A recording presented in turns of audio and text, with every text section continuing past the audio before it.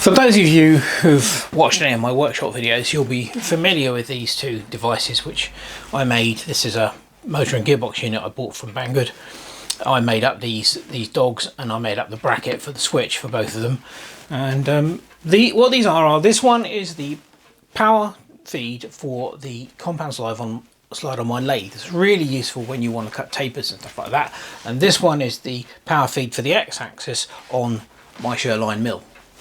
Now, I've had these for several years now, and they've done sterling service. I don't tend to use the lathe one very much because I don't generally cut a lot of tapers. However, the mill one gets used a lot because even on the Sherline, although it's only got a very small table, trying to wind it from one end of its travel to the other is extremely laborious if you don't have a power feed, and this thing gets used all the time on the mill. So why am I showing them again then? Well, I was doing some work on the Marklin 4112 vertical boiler model steam engine, and I was using the mill to shape the base, the wooden base, and this thing packed up. This one gave up the ghost. But fortunately I just swapped this. This is the one for the lathe, and I've just swapped. That one was on here, and I've swapped it onto this one, which is still working, the lathe one. So that one is not on there tight. That's the lathe dog. That's the mill dog. So this one, I think what's happened, I think a gear has broken inside the gearbox. So I thought, well, we'll take it apart and have a look, see what we can see. You might find it interesting. I'm not sure you can still get these, or if you can, they're now very, very expensive. These were not expensive at all. Right, let's take it apart. Well, there's the problem. I'm fairly certain the gearbox should not be full of brass swarf, which it is. And there's nothing wrong with the worm gear on the from the motor, but that drives this gear here, which is brass, and very definitely shouldn't be that shape. So I think that's what's happened. That's just basically worn out that gear there. All the other gears seem to be fine. The gears that actually drive the spindle are fine. It's just this one here has got virtually no teeth left on it, completely gone. So yeah, if I can get another gear that's the same size, I might be able to repair it. Other than that, it's getting a new motor and gearbox unit. The new motor and gearbox has arrived. However, the original one, this one, is a 24 volt motor. The replacement is a 12 volt motor. The reason is that I did a load of digging and I could find some 24 volt motor and gearboxes, which was the same as this. However, they were very expensive. The cheapest one I could find was about £35. And the 12 volt one's much cheaper. This whole thing only cost me £20, which is, I think quite reasonable considering it's a very useful tool.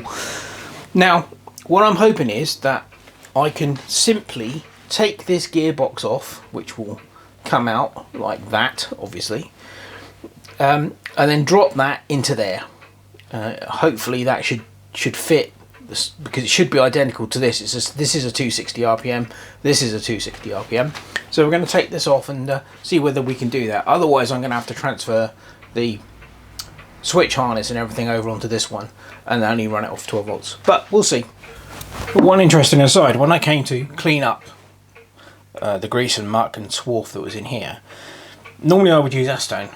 Excellent acetone, as you all know, is an excellent degreaser and it works well. Wouldn't touch the grease that was used in here. I don't know what the grease was, but in the end I had to use petrol. It was the only thing I could find that would actually clean this out. But it did the job. So let's see if we can get this thing apart. Don't expect these are going to be tight. Look, no.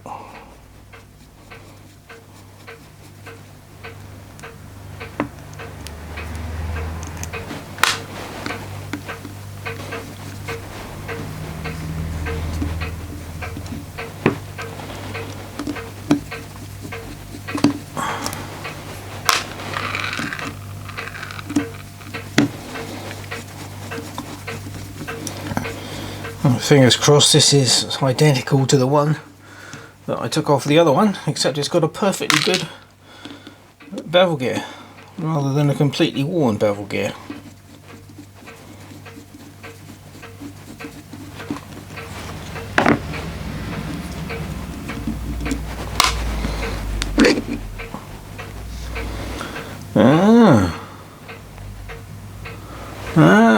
That's very interesting. It's plastic. Well, you can see that, but yeah. Let's turn the lights away a bit.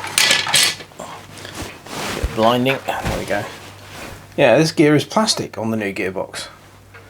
Let's compare it to the old one, because it is actually quite different.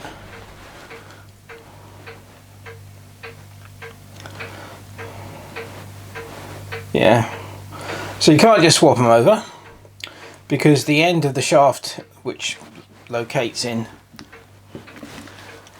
the bearings, they're different sizes. That's interesting. Oh well, looks like we're going to have to go with this one, the new one, and transfer this onto there. But that's not very good if that's plastic. If that's a plastic gear, that's not going to last 5 minutes. The rest of the gears appear to be metal on this. But oh well. So I had to think about it, and what I've done is I've swapped the motors. Both motors have exactly the same fixings. They have exactly the same size worm gear, although my original one is steel and that one is brass. Probably going to wear faster because of that, but it's a lot easier to do that, and it means that both of my two power feed tools have got 24-volt motors, which is great. So I was going to put that gearbox back in there, and that should just slot right in the new one.